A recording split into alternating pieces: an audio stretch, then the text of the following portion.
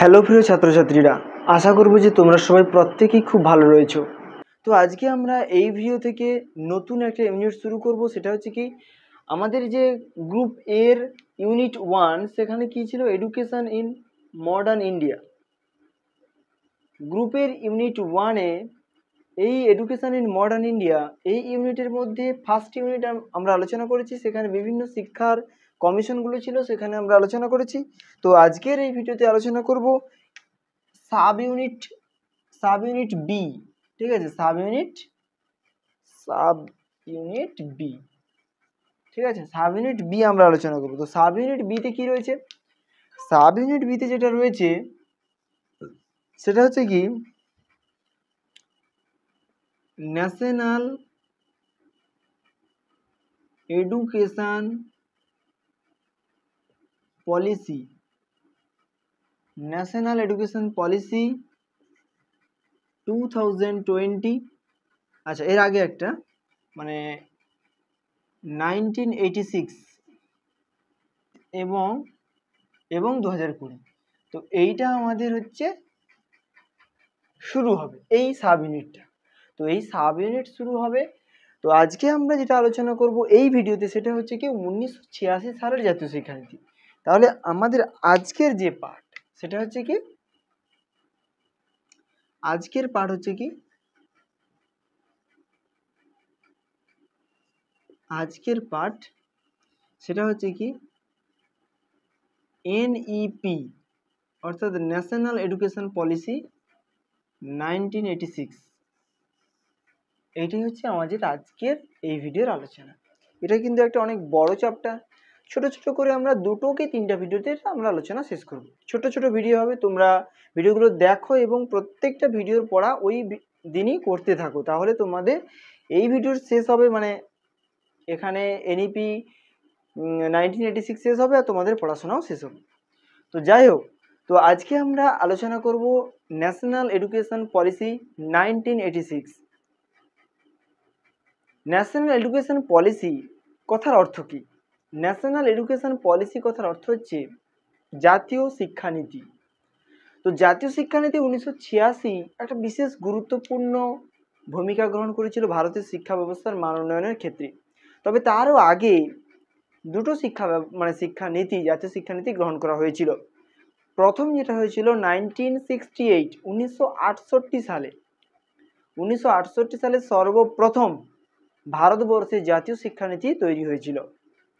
তো সেই জাতীয় শিক্ষানীতিকে সংশোধিতভাবে প্রকাশ করা হয় তারও কতগুলো বছর পরে 1979, 1979 সালে প্রকাশ করা হয় সংশোধিতভাবে। 1968 সালের জাতীয় শিক্ষানীতিকে সংশোধিত করে প্রকাশ করা হয়।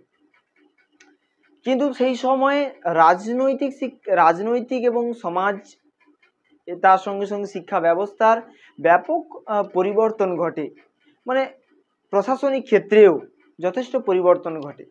সে কারণে সেই সময় থেকে আবার একটা জাতীয় শিক্ষানীতি গড়ে তোলার যে প্রয়োজনীয়তা সেটা প্রবল হয়ে পড়ে। তো এর পরবর্তী পর্যায়ে 1985 সালে তৎকালীন প্রধানমন্ত্রী রাজীব গান্ধী তিনি সমগ্র ভারতবর্ষের শিক্ষা ব্যবস্থার মান উন্নয়নের উদ্দেশ্যে ভারতবর্ষের প্রত্যেকটা রাজ্যের শিক্ষামন্ত্রীকে নিয়ে, প্রত্যেকটা রাজ্যের শিক্ষামন্ত্রীদেরকে একত্রিত করে একটা সম্মেলনের আয়োজন করেন এবং সেখানে তিনি প্রস্তাব দেন যে ভারতবর্ষের শিক্ষা ব্যবস্থার সমস্ত ক্ষেত্রে, সে কৃষি, যোগাযোগ ব্যবস্থা, অর্থনীতি, সমাজ ব্যবস্থা, গণতন্ত্র, প্রত্যেকটা ক্ষেত্রে মান উন্নয়নের প্রস্তাব দেন। তো সেই নিরিখে, আর এটা ঘটেছিল, মানে এই যে সম্মেলনটা ঘটেছিল সেটা হচ্ছে অগাস্ট মাসে, 1985 সালের অগাস্ট মাসে ঘটেছিল। তো সেই নিরিখে 1986 সালের এপ্রিল মাসে challenge of education A policy perspective, তাহলে যে প্রতিবেদনটা প্রকাশ করা হয়েছিল সেটা হচ্ছে কি না, challenge, CHALLENG, challenge of CATION, challenge of education A policy perspective.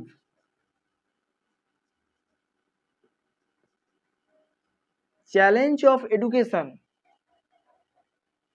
A policy of perspective, এই প্রতিবেদনে 1986 সালের এপ্রিল মাসে ভারত সরকার একটা জাতীয় শিক্ষানীতি খসড়া তৈরি করেন।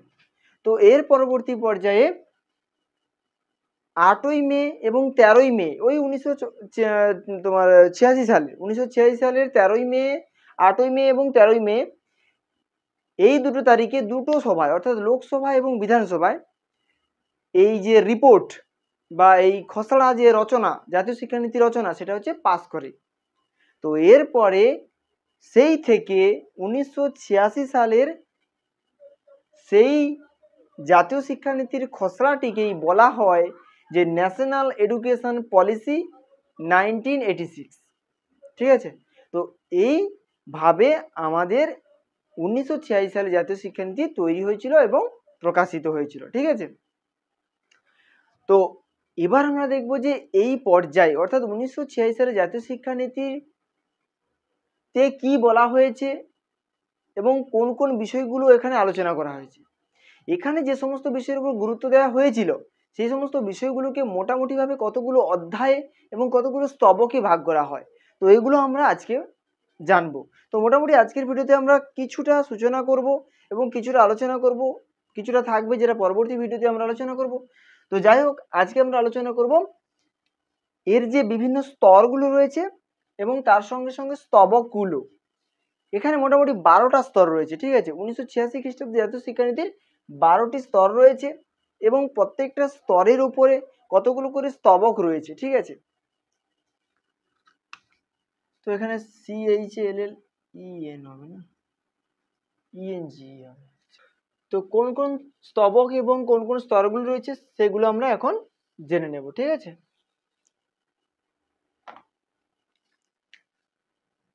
তাহলে এখানে যেহেতু 12টি স্তর রয়েছে সেগুলোকে আমরা ছকের আকারে জেনে নেব। ঠিক আছে,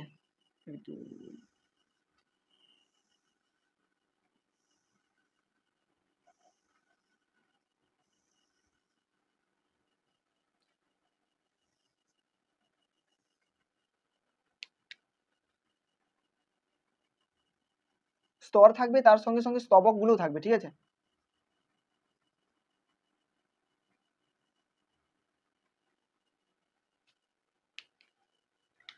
প্রথম যে স্তরটা রয়েছে সেটা হচ্ছে কি ভূমিকা।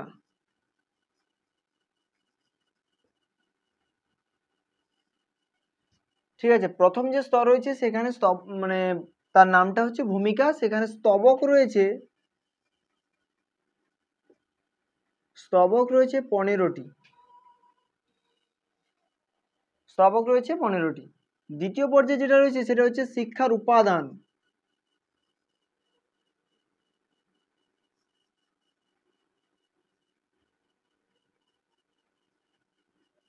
শিক্ষার উপাদান ও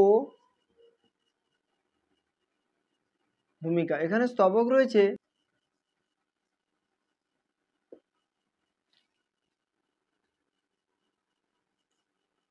তৃতীয় পর্যায়ে যে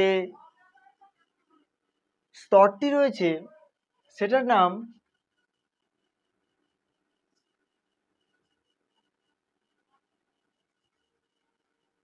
শিক্ষার জাতীয় ব্যবস্থা। এখানে রয়েছে 13টি স্তবক। ঠিক আছে, চতুর্থ পর্যায়ে যেটা রয়েছে সেটা হলো সাম্যের অনুকূলে শিক্ষা, মানে সাম্যের জন্য শিক্ষা আর কি। 13টি স্তর মানে 13টি স্তবক রয়েছে, প্রত্যেকটাতে স্তবক। ঠিক আছে, পঞ্চম স্তরে যেটা রয়েছে সেটা হচ্ছে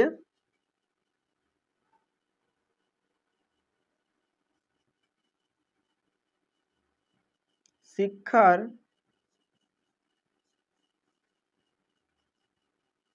বিভিন্ন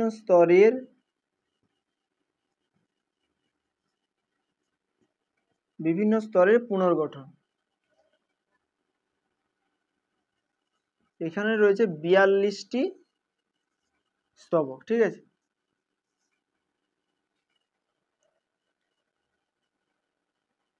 তো ষষ্ঠ পর্যায়ে যেটা রয়েছে কারিগরি শিক্ষা ও পরিচালনার শিক্ষা।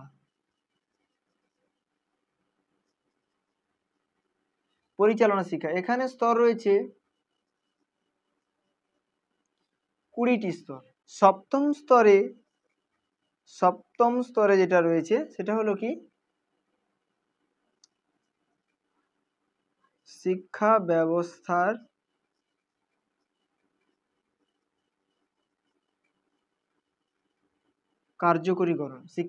কার্যকরীকরণ, ঠিক আছে। তো এখানে রয়েছে 5টি স্তর। এরপর যেটা অষ্টম পর্যায়, এখানে যে স্তরটা রয়েছে সেটা হচ্ছে শিক্ষার বিষয়বস্তু, শিক্ষার পুনর্বিন্যাস।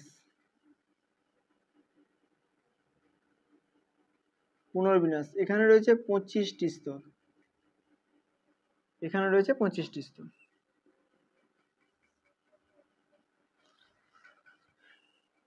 নবম পর্যায়ে যেটা রয়েছে শিক্ষক, আর দশম পর্যায়ে যেটা রয়েছে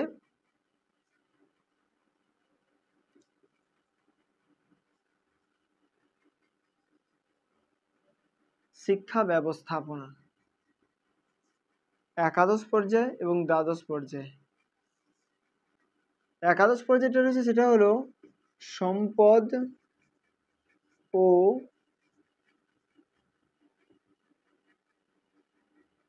পুনঃপরীক্ষা। আর দ্বাদশ পর্যায়টা রয়েছে সেটা হচ্ছে কি ভবিষ্যৎ।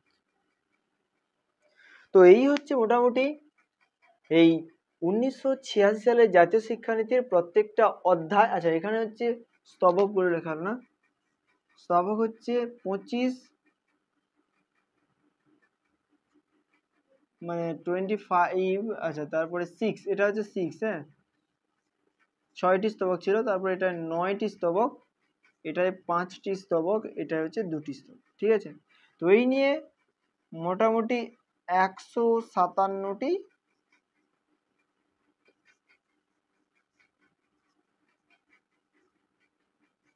স্তবক, 157টি স্তবক, তাই তো।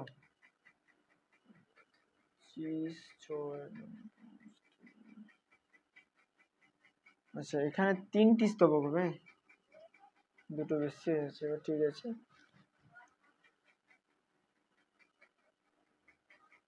ঠিক আছে, তাহলে এই মোটামুটি 157টি স্তবক। তাহলে এখানে প্রথম পর্যায়ে কি ভূমিকা, দ্বিতীয় পর্যায়ে শিক্ষার উপাদান ও ভিত্তি, তৃতীয় পর্যায়ে এটা রয়েছে শিক্ষার জাতীয় ব্যবস্থা, এরপর চতুর্থ পর্যায়ে যেটা রয়েছে সাম্যের অনুকূলে শিক্ষা, পঞ্চম পর্যায়ে যেটা রয়েছে শিক্ষার বিভিন্ন স্তরের পুনর্গঠন, কারিগরি শিক্ষা ও পরিচালনার শিক্ষা, সপ্তম পর্যায়ে যেটা রয়েছে শিক্ষার ব্যবস্থাপনা কার্যকরীকরণ, শিক্ষার বিষয়বস্তু এবং শিক্ষার পুনর্বিন্যাস রয়েছে অষ্টম পর্যায়ে, শিক্ষক রয়েছে নবম পর্যায়ে, শিক্ষা ব্যবস্থাপনা রয়েছে দশম পর্যায়ে, সম্পদ ও পুনর্গঠন যে পুনঃ পরীক্ষার ব্যবস্থা সেটা রয়েছে একাদশ পর্যায়ে, ভবিষ্যৎ রয়েছে দ্বাদশ পর্যায়ে।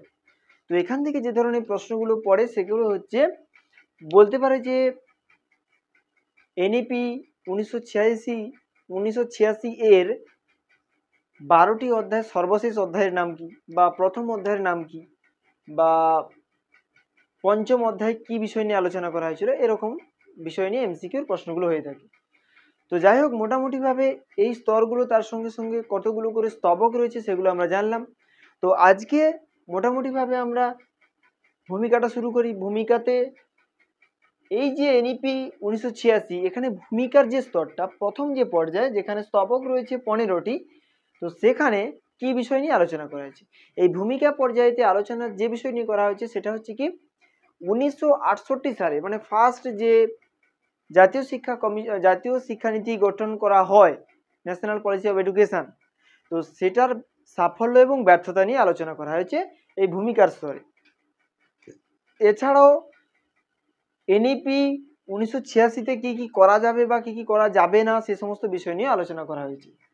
তাহলে প্রথমেই যেটা রয়েছে সাফল্য এবং ব্যর্থতা, কোন জাতীয় শিক্ষানীতির, সেটা হচ্ছে 1968 সালে জাতীয় শিক্ষানীতি। তাহলে 1968 সালে জাতীয় শিক্ষানীতির যে ব্যর্থতাগুলো ছিল সেগুলো আলোচনা করার আগে আমাদের জানতে হবে কোন কোন বিষয়ে সাফল্য পেয়েছে। তো সেখানে প্রথম যে বিষয়টা আছে সেটা হচ্ছে শিক্ষা ব্যবস্থার, তৎকালীন যে শিক্ষা ব্যবস্থা ছিল তার তুলনায় যথেষ্ট শিক্ষা ব্যবস্থার সম্প্রসারণ ঘটেছিল। তার পাশাপাশি সমগ্র পুরো দেশের যতগুলো রাজ্য ছিল প্রত্যেকটা রাজ্যতে শিক্ষার কাঠামোতে 10+2+3 এই যে কাঠামো, এই কাঠামোতে শিক্ষা প্রক্রিয়া চালু হয়ে গিয়েছিল। মানে এই কাঠামোটা প্রত্যেকটা রাজ্যের প্রত্যেকটা বিদ্যালয়ে শুরু হয়ে গিয়েছিল। মানে কোঠারি কমিশনের শিক্ষানীতি অনুযায়ী এটা শুরু হয়ে গিয়েছিল। আর কি না, গবেষণা ব্যবস্থার মান উন্নয়ন ঘটেছিল, মানে সাধারণ শিক্ষার পাশাপাশি গবেষণার মান উন্নয়ন ঘটেছিল। তো এরপর আসি ব্যর্থতার ক্ষেত্রে কি না, জাতীয় মূল্যবোধের অবনমন ঘটেছিল। এক। দুই হচ্ছে কি, দুই হলো গ্রামীণ শিক্ষা ব্যবস্থা এবং শহরাঞ্চলের শিক্ষা ব্যবস্থার মধ্যে বিস্তর ব্যবধান তৈরি হয়েছিল। নারী শিক্ষা ব্যবস্থার বিশেষ সুবিধা হয়নি,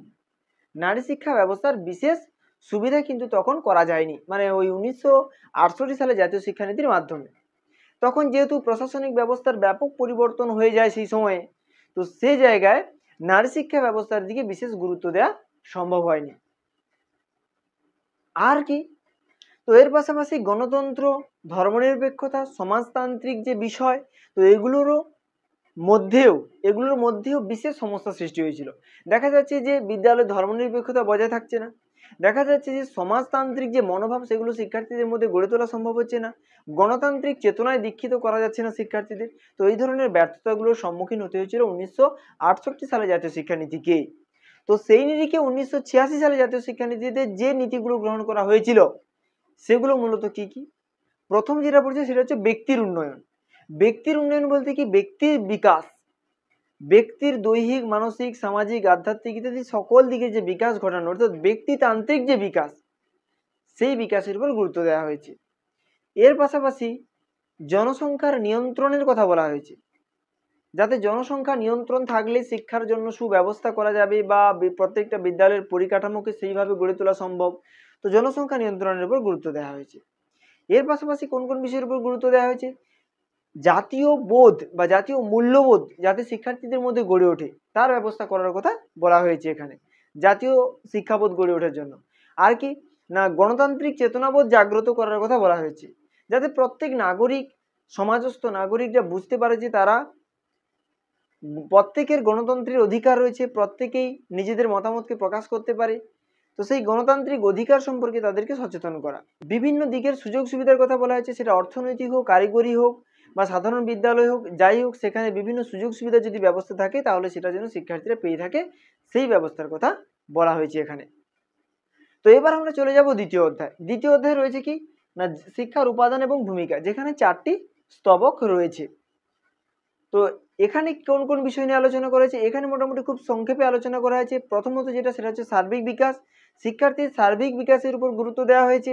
তো এরপর যেটা রয়েছে সেটা হচ্ছে কি মানব সম্পদের বিকাশ। মানব সম্পদের বিকাশ বলতে মানুষকে কার্যকরী করে গড়ে তোলা, তার জন্য মানুষকে বিভিন্ন বিষয়ে স্বাধীনতা দেওয়া দরকার, তার স্বাধীনতাকে গুরুত্ব দিতে হবে, মানে মানুষের স্বাধীনতাকে গুরুত্ব দিতে হবে, অর্থাৎ শিক্ষার্থীদের স্বাধীনতাকে গুরুত্ব দিতে হবে এবং তাদের স্বাধীনতাকে মান্যতা দিয়ে তাদের জন্য উপযুক্ত শিক্ষার ব্যবস্থা করতে হবে। তার পাশাপাশি তাদের মধ্যে যাতে গণতান্ত্রিক চেতনাবোধ, তাদের মধ্যে যাতে ধর্মনিরপেক্ষতার ধারণা গড়ে ওঠে, তার পাশাপাশি তাদের যাতে মধ্যে গণতান্ত্রিক চেতনাবোধ গড়ে ওঠে, সেই ধরনের শিক্ষা ব্যবস্থা তাদের জন্য উপহার দিতে হবে। তার ফলে কী হবে, তাদেরকে শিক্ষার উপযোগী করে তোলা যাবে এবং দেশের উপযোগী করে তোলা যাবে, যাতে তারা পরবর্তীকালে নিজেদেরকে মানব সম্পদ হিসেবে দেশের সামনে, রাষ্ট্রের সামনে তুলে ধরবে, অর্থাৎ তারা দেশের হয়ে বিভিন্ন কাজকর্ম করতে পারবে এবং দেশের উন্নতিতে কাজে লাগবে। তো এই জন্য বলা হচ্ছে যে তাদের মধ্যে যাতে গণতান্ত্রিক চেতনা, ধর্মনিরপেক্ষতার ধারণা, তারা যাতে স্বাধীনভাবে কোনো মত প্রকাশ করতে পারে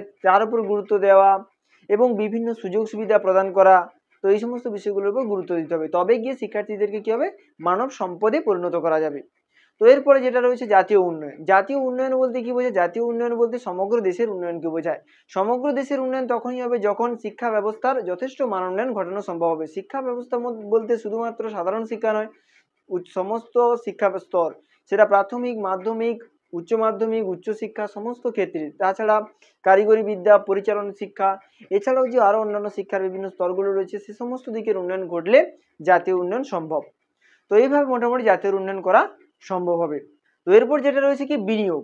বলা হচ্ছে যে শিক্ষা ব্যবস্থা হচ্ছে একটা বিনিয়োগ, যেখানে সরকার বা রাষ্ট্র যদি অতিরিক্ত পরিমাণে বিনিয়োগ করে, তাহলে সেখানে শিক্ষার্থীদের মধ্যে উন্নত ধরনের পরিকাঠামো, উন্নত ধরনের পদ্ধতি শিক্ষার্থীদেরকে প্রদান করা যাবে। তো সেক্ষেত্রে শিক্ষার্থীদেরকে কাছ থেকে একটা বড় কিছু আশা করা যাবে তখন। তাহলে এই শিক্ষা ব্যবস্থা যদি বেশি করে বিনিয়োগ করা যায়, তাহলে সেখান থেকে আমরা উপযুক্ত এবং আদর্শ শিক্ষা শিক্ষার্থীদের পেতে পারি, এটা আমরা আশা করতে পারি। এরপর রয়েছে তৃতীয় পর্যায়ে। তৃতীয় পর্যায়ে কি রয়েছে? সাম্যের শিক্ষার জাতীয় ব্যবস্থা, অর্থাৎ শিক্ষার জন্য জাতীয় স্তরে কোন কোন ব্যবস্থা করা হয়েছে বা জাতীয় স্তরে শিক্ষার কি ব্যবস্থা রয়েছে, সেই সমস্ত বিষয় নিয়ে আলোচনা করা হয়েছে। তো আজকের এই ভিডিওতে মোটামুটি যেহেতু আমরা বলেছিলাম যে সূচনাটা করব এবং দু একটা বিষয় আলোচনা করব, সেই নিরিখে মোটামুটি আলোচনা করলাম। তোমরা যারা এই ভিডিওতে নতুন রয়েছে, তোমরা চ্যানেলটিকে সাবস্ক্রাইব করে নাও এবং পাশে থাকা বেল আইকন ক্লিক করে চ্যানেলের সঙ্গে থাকো। আর এইভাবে আমরা পরবর্তী ভিডিওতে কতগুলো বিষয় নিয়ে আলোচনা করব, অর্থাৎ কতগুলো পর্যায় নিয়ে আলোচনা করব। আর মোটামুটি দুটো ভিডিও হলে আমাদের এই জাতীয় শিক্ষানীতি 1986 কমপ্লিট হয়ে যাবে। তো পরবর্তী ভিডিওতে তোমাদের সঙ্গে দেখা হচ্ছে। ততক্ষণ পর্যন্ত সুস্থ থেকো, ভালো থেকো। আর এই ভিডিওগুলো ভালোভাবে সম্পূর্ণ দেখো এবং বিষয়টাকে ভালোভাবে বোঝার চেষ্টা করো। যেখানে সমস্যা হবে কমেন্ট করে জানাও। ঠিক আছে।